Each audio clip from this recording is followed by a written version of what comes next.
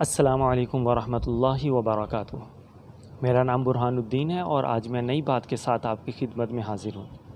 ناظرین، آج قوم پاکستان کا 74واں یوم آزادی روایتی جوش و جذبے سے منا رہی ہے۔ زندہ قومیں اپنے ملک کی آزادی کا جشن تجدید عہد کے ساتھ سجدہ شکر ادا کر کے منایا کرتی ہیں۔ قوم کو یہ بھی معلوم ہونا چاہیے کہ ہمیں آزادی پلیٹ میں رکھ کر پیش نہیں کی گئی۔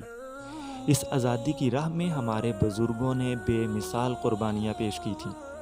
لاکھوں مرد و زن آزادی حاصل کرنے کے لیے آگ اور خون کے دریا میں سے گزرے اور جہاں میں شہادت نوش کر گئے، لیکن قافلہ آزادی رواں دواں رہا اور آزادی حاصل کر کے ہی دم لیا۔ آزادی کا حصول یقیناً ایک بہت مشکل مرحلہ تھا۔ اس میں اللہ تعالیٰ کی رحمت اور رہنمائی اور مدد حاصل تھی، جس نے آزادی جیسی نعمت سے نوازا۔ اس میں خداوند تعالیٰ کا جتنا بھی شکر ادا کیا جائے کم ہوگا۔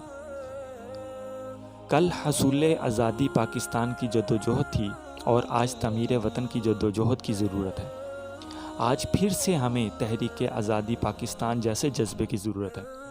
ہمیں قومیتوں سے پھر ایک قوم بننا ہے کہ ہم نے آج تک جو دانستہ یا نادانستہ طور پر غلطیاں کوتاہیاں کی ہیں ان کا ازالہ کرنا ہے۔ حکمران یہ جان لیں اور ان کو یہ سوچنا ہوگا کہ کچھ بھی اچھا نہیں ہے۔ آزادی کے بعد آج تک کے سفر کو دیکھیں تو لگتا ہے کہ ہم آگے نہیں پیچھے کی جانب گامزن ہیں۔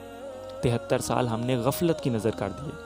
یہ پاکستان وہ پاکستان نہیں جس کا خواب دیکھا گیا تھا اور جسے حاصل کرنے کے لیے ہمارے بزرگوں نے بے شمار قربانیاں دے کر خداوند تعالیٰ سے حاصل کیا تھا، لیکن ہم نے ان کو بروئے کال لانے کی بجائے ملک کو قرضوں کی دلدل میں مبتلا کر دیا۔ کیا قائد اعظم اور علامہ اقبال نے ایسے پاکستان کا خواب دیکھا تھا؟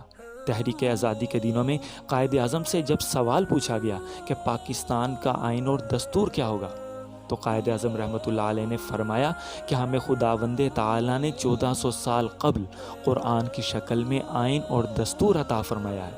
یہی پاکستان کا آئین اور دستور ہوگا، ہمیں کسی اور آئین اور دستور کی ضرورت قطعاً نہیں ہے۔ قائد اعظم نے تو اس خواب کو عملی تعبیر دینے کے لیے مشرقی پاکستان میں پرچم کشائی مولانا ظفر احمد عثمانی سے کروائی، جبکہ مغربی پاکستان میں مولانا شبیر احمد عثمانی نے پرچم کشائی کی۔ لیکن افسوس، اس ملک میں چند کرپٹ اور پاکستان کو توڑنے والے سیاستدانوں نے نہ صرف قائد اعظم کے خواب کو چکنا چور کیا اور علماء کی قربانیوں کو فراموش کیا، بلکہ ایک قدم اور آگے بڑھ کر پاکستان سے اسلام کو کسی طرح سے مٹانے پر تلے ہوئے ہیں۔ اس طرح جس ملک کو اسلام کے نام پر حاصل کیا گیا تھا، افسوس 73 سال گزر جانے پر بھی صحیح معنوں میں اسلامی جمہوریہ پاکستان کہلوانے کے قابل نہیں ہے۔ میں کیا کروں؟ مجھے روحیں تڑپتی نظر آتی ہیں۔ اگر ہم آج نہ جاگے تو کل قیامت کے دن خدا کی عدالت ہوگی، ہاتھ ان بزرگوں کے ہوں گے اور گریبان ہمارے۔ اللہ تعالیٰ ہمیں اپنے حفظ و امان میں رکھے اور پاکستان کی سالمیت کے لیے کوشش کرنے والے لوگوں میں ہمیں شامل فرمائے۔